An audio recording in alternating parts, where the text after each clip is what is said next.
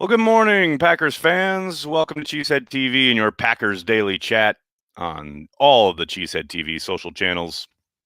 I am your host, Aaron Nagler. Join me as we converse about the Green Bay Packers kicking the ever-living hell out of the Los Angeles Rams in the divisional round of the NFL playoffs. I don't know where that came from. How are you guys? Good to see everybody in the comments section. One more day, baby. One more day. It's been a week. Feels like it's dragging. I hate it so much. Obviously, compounded by the fact that the Packers didn't play last week, and feels like it's been forever since we saw the green and gold take the field and whoop up on another team. But that is what they are set to do tomorrow, 4:35 Eastern, 3:35 Lambeau time, with 6,000 plus fans in the stands. First time all year that stands will be allowed in. Fans will be allowed in. It's going to be a lot of fun. H. Carrington, thanks to the super chat. 35 in snow is hell to LA residents, right? I mean, I don't know about hell, but you got to think it's a bit of a shock to the system after LA has been practicing in 70-degree weather all week. They should be arriving today, making that lovely trip to the Paper Valley Hotel in Appleton. But I do know tomorrow it is supposed to be. Now, you never know really with the weather, especially in Green Bay, Wisconsin this time of year. But right now, I know the snow is supposed to taper off in the morning, and it's supposed to be clear and actually pretty seasonably warm for the actual game in the afternoon. So what's fun is that'll turn into a night game real quick. 3:35 kickoff. Second half will probably be under the lights, and hopefully we'll have a nice blowout in the first half to sit back and relax in the second half and get ready for the NFC Championship game. That is my plan, ladies and gentlemen. I don't know what you're all planning, but that's where I'm at. That's where my head's at. That's what I'm doing. That's how I'm feeling. That's how I'm living. Joey, that's a good question, actually. Know anything about Mike LaFleur's offense? Any similarity to Matt's? I have to think. I know the early chatter has been that he is going to bring in that system, the Shanahan, McVay, now LaFleur system. Got to think it's going to be very quarterback friendly. I know there's been a lot of chatter here in New York around drafting a quarterback for the Jets. I think they can win with Darnold. They can win big with Darnold, but that's just me. I love it. First super chat. Thoughts? Have a great one. Thank you, Pharaoh Nitty. That is very, very kind of you. I have no thoughts. No thoughts whatsoever. Ty Grace, thank you for the super chat or the super sticker. Sean Wolf, thank you for the super chat. How does our D line match up with their O line? They have a stout front, but they have given up a number of sacks. Now, some of that has been due to Goff holding the ball. They are greatly improved by having Whitworth back at left tackle. He had been their stalwart at left tackle, had been out for a number of weeks due to injury, and he made his return against the Seahawks, and it really seemed to make a difference for them. I do think they can probably be had by some of the stuff along the interior. I look for Rashawn Gary to play some three in passing downs this week, kick him inside, let him work against some of those guards. I'm excited to see what Pettin cooks up. Now, to get him in third and long, get him in those obvious passing situations, they got to win on early downs because the Rams are going to want to run the football, and they've done a really good job of that. They've done a really good job of moving the line of scrimmage, playing on the other side of the line of scrimmage. That is where the battle is going to be, and that's why I think we'll see lots of Kenny Clark and Damon Harrison early in this game together, trying to shut down Akers in that running game. It's, of course, just guesswork on my part. Andrew, thank you for the super chat. Are we out of the woods? Insert Taylor Swift reference here on COVID after this week, considering it's a lot easier to move games moving forward. No, I do not subscribe to that idea. I mean, as far as being able to move games, sure, yeah. But, man, all it takes is – that's why I think people were so nervous when that report came down about Valdir. I mean, sure, you can move a game, but – you know, the NFL has had plenty of reason to cancel and or move games and hasn't this year due to COVID. Who knows what their contractual obligations are with their broadcast partners. The last thing you need is, one positive test all of a sudden sweeping through a position group. Nah, man. I can't say I'm ever going to feel like they're out of the woods until they're hosting, some kind of fan event after they've won the Super Bowl.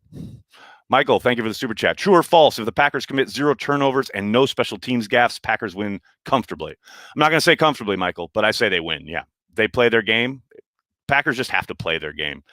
Play a clean game. They're 10-0 when they don't turn it over. They've turned it over the last 2 games, I think it is, 3 games. Actually, no, they turned it over the games leading up to the Bears game, and they still won those games, obviously. But yeah, they are undefeated. I think 11-0 actually now when they don't turn it over. So yeah, they play a clean game. They're going to win. Now, comfortably, I guess it's all about your definition. What else we got here? Have I ever been to a Packers playoff game? I have, Lawrence. Funnily enough, I was at I've been to a couple. The one I remember the most though is when I was on the beat and I had to be quiet. But that's not, probably the one I kind of love the most though is the NFC Championship game in Chicago. It's the only time I ever had to leave a press box. I was in Aux Press with tons of people, and when BJ Raji picked off Caleb Haney, I literally had to get up and run out into the hallway so I could yell. That was a great day. That was a great day. Brad, thanks for the super chat. Nags, over under 5.5 on how many times the announcers talk about the coaching tree. Yeah, you got to think it'll be a topic of conversation. We've already all week been inundated with. I will say this. The Packers beat has been a lot better than I expected on the McVay-LaFleur thing this week. A lot better. The LA beat, they've gone to town on it, but the Packers beat, I think they got it out of their system. Last year with the Shanahan thing, blah, blah, blah. It hasn't been as over the top as I expected. So shout out to them. But yes, on the broadcast, zero question. No doubt about it.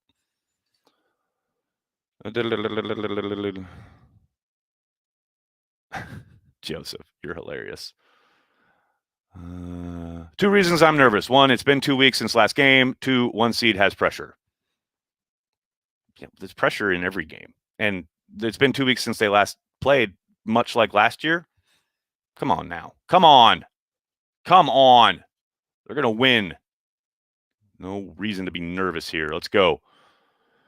ATH, thanks for the super chat. No one is mentioning our defense. Good luck, LA. I do think I talked to Darius Butler about this yesterday on Let's Talk Football. Make sure you check that out on YouTube and Facebook.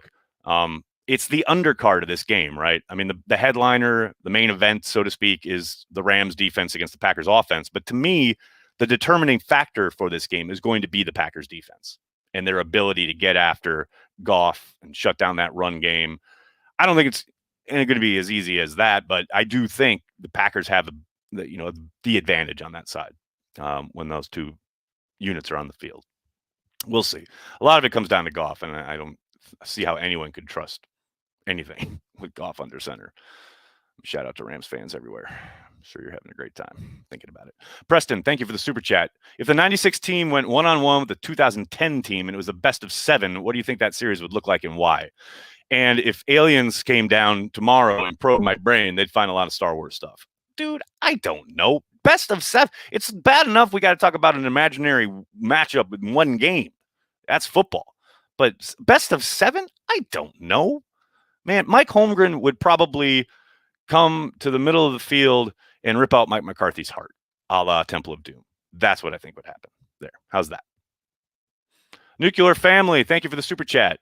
Thoughts on Tunyon's story? Everyone loves Big Dog. Oh, man. If you guys have not read, I know a number of you have because you sent it to me all day long. But if you have not read Bob Tunyon's piece at the Players Tribune yesterday, holy cow, go read it.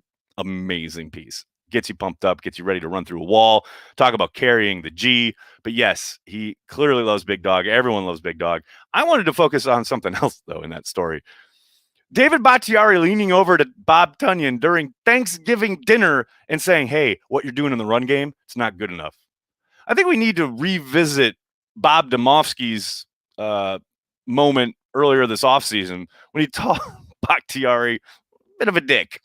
That's a bit of a dick move to do on Thanksgiving.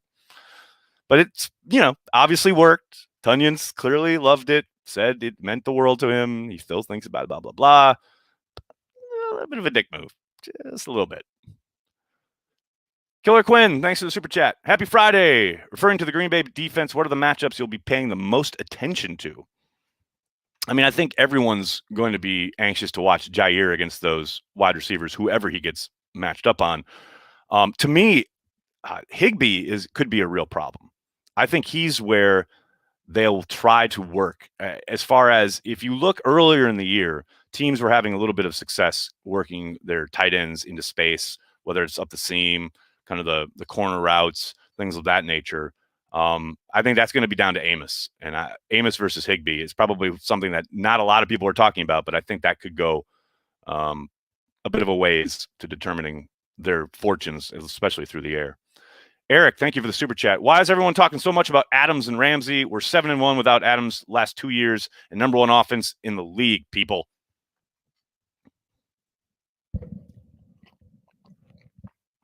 I don't know. It's a good question. I have no idea. I don't know, man. They're pretty good without Adams. You're right. Tequila Dragon, thank you for the super chat. Found myself watching a Packers daily from when Brett Hundley was our QB. Wow, that's something. And Randall, Rollins, and Gunter were our defensive backs. Oh, how far we've come. Yeah, that was a time, wasn't it? Man, that was a rough year. Brett Hundley starting. Amazing. Amazing. Saul, thanks for the super chat. Hoping for a Jair Alexander pick six. I think we're all hoping for a Jair Alexander pick six. He's dropped 2 of them in the last 2 years. It's time to hold on to one. Take it to the house. No doubt about it. One more sleep, man, and you are reading my mind. Gunter. Oh, no. A.J. Dillon's going to be the player of the game. It's a possibility. I keep saying I doubt it, but you never know. You never know. Stanley, thanks for the super chat. This is going to be Aaron Jones' show. Book it. Now, there I agree. I've been saying that all week. I do think this is a game where they utilize him early and often, not only in the running game, but in the passing game as well. Get him going. Open up everything else for everyone else. 1,000%. Nathan, thank you for the super chat. Remember when Jair smacked Higbee in L.A.? That game was awesome. It just had to end in that fucking fumble by Ty, but, oh, that was a great game. The walk-off TD from Hundley to Adams was sweet that year. Remember that W? Yeah, of course. In Cleveland. That was there. That was good shit. Any breakout candidates for the Packers if they make a deep playoff run? I think Allen Lazard is primed to remind us how good he is. And I know that's not a breakout. That's not a guy that we've probably, forgotten about or anything. But he's going to remind at least the national folks how good he is.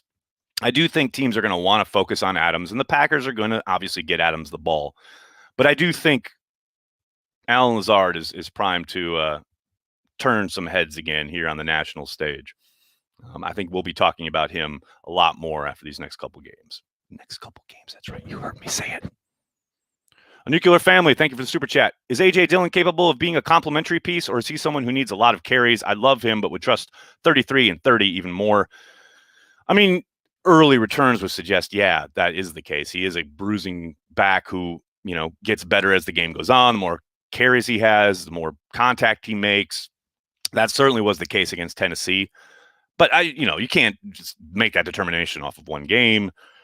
I'm with you. I think 33 and 30 are going to be the main breadwinners, so to speak. And I don't think we see a lot of Dillon without an injury to one of those two. I could be totally wrong. Maybe he totes the rock 20 times. I really doubt that. But, yeah, I do tend to think that is the type of back he is. Just sending a Go Pack Go from Brazil. Let's go beat the Rams. What's up? Thanks for the super chat. Hello from New York. Brazil carrying the G. Thank you so much. What else we got here? Cameron, thank you for the super chat. This is the only game where I'm more worried about the coach rather than personnel, but I still believe in our squad. That's interesting. Are you talking about McVay? You're worried about McVay, or you're worried about LaFleur screwing it up? I understand. I assume you mean McVay. And yeah, he's a really good coach. Very, very good coach. I'm interested to see how Pettin plays the offense. That's, to me, we saw a couple times now, especially in that Super Bowl, where Belichick just squeezed the life out of that offense, especially with his secondary playing press man throughout the game. That's what I'm hoping, man. I'm not holding my breath, but I just want box safety, press the hell out of those receivers, make Goff beat you. And I don't think he can. That's just me. That's just something I'm into. Keith, thanks for the super sticker. Very much appreciated. What else we got here? Joseph, thank you for the super chat. Nags, when is Ty Schmidt bringing you onto the Pat McAfee show with AJ Hawk? Also, who is the current next man up on the O-line now? A lot of questions there. We'll start with the O-line. Well, Runyon would be the next guard up, most likely. At tackle, it gets a little more dicey. You got to think they would slide Elton Jenkins out if one of those tackles went down. As for Ty Schmidt, look, Ty's a friend.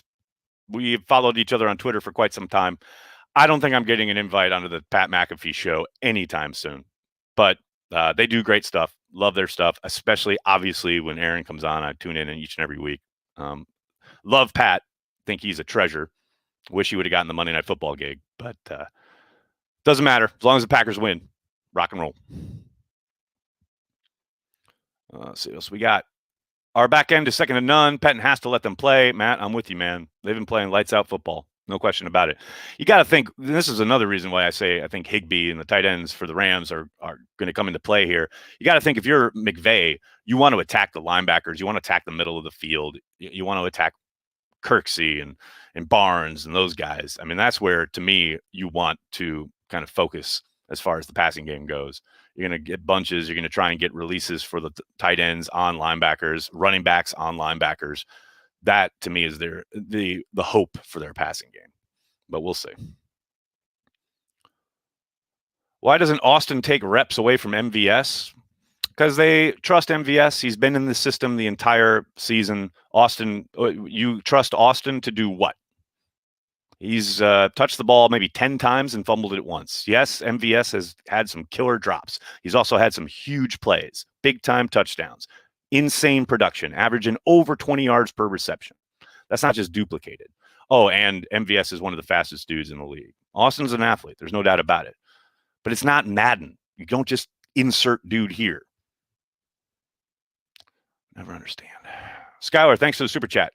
I never get here while you're live. Hello from South Dakota. Thanks for all you do. Go Pack Go. What's up? Thank you so much for the super chat. Thanks for the support. And shout out South Dakota. I haven't been there since I was like 5 years old. But big, beautiful state. How can you live with MVS? Big B is here. What's up, Big B? Hope you're feeling well, buddy. Hope you're doing okay. Can't wait to watch the Packers kick the ever-living hell out of the Rams tomorrow. Shout out Big B. Dustin, thank you for the super chat. Goff wasn't playing that good before his injury, but as an orthopedic surgeon, I'm impressed as hell that he is playing with a broken thumb. Yeah, I said it during the game last week. I said it when I was talking to Darius yesterday for Let's Talk Football. I could not be more impressed with what he did, especially coming off the bench. Got to think he didn't take starters reps all week.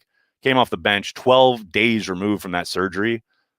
I mean, no, he didn't light it up. He's never going to be mistaken for, Aaron Rodgers or anything, but God damn, to be operating the offense, to be, hell, just holding a football and throwing it. Really, really impressive. No doubt about it. 33-13. All right, Jonathan. I'm down with that. Are Lambeau leaps allowed? Yeah, Steven, I would imagine they will be. I don't think there'll be any fans in the end zone. They'll probably, most likely, I don't know for sure, but I think they'll be around the bowl on either side. But I'm pretty sure they won't be allowed in the end zone. Birthday, same day as the game. Go Pack Go. Ty Grace, that is what I am talking about. Happy birthday early. Hope the Packers get you the best gift ever. That'll be great. Danny Miller flying to Wisconsin just to watch the Packers with family. Go Pack Go. Just be safe, buddy. Mask up. Enjoy it. Have a great time. Go Pack Go. I thought about it. Thought about going, watching with my dad, but I'm going to be here in the studio at the watch party. Gary gets a scoop and score. Market zero, dude. Market zero. I like it.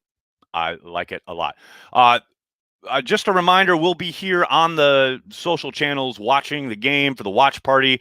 Please tune in if you are hanging out, socially distanced. That's the whole reason we started this year, is we knew there weren't be a lot of people at sports bars, etc. So we hang out, we watch the game each and every week. I hope you guys can join us. Josh, thank you for the super chat. Since no one in the media wants to ask the hard questions, I will. Who spends more on looks, McVay on his hair or Matt LaFleur on his eyebrows? Josh, these are the hard-hitting questions that only a Cheesehead TV super chat could unearth. I will have to get to the bottom of it. Mitchell, thanks for the super chat. Any chance the Packers pull out a trick play or two? I guess there's a chance. I've been wondering about that myself. I got to think they just run their stuff. I can't imagine that they do some bag of tricks stuff, nonsense, whatever. You know, they're the best team in the NFC. There's no need for trick plays. Maybe positive they get behind or something and they're kind of desperate to get a score, etc. I don't see that happening, but yeah, I think you'll see some wrinkles. I think we'll see a concept or two that we haven't all year, something that plays off of their tendencies, but I don't think you're going to see some flea flicking nonsense. They're too good for that. They don't need it. Now I say that and they'll come out and surprise on side. Who knows? All right, everybody, I'm going to have to get going. I can't thank you guys enough for hanging out, talking Packers. It really means a lot to us that you utilize Cheesehead TV in any way when it comes to your augmentation of your fandom of the Green Bay Packers. That's why we're here. We're devoted to Packers fans worldwide. Please hit like on the video, subscribe to the channel, tell your friends, tell your family. Cheesehead TV, we are devoted to Green Bay Packers fans worldwide. I'll see you right here tomorrow for the watch party. Can't wait. Have a great weekend.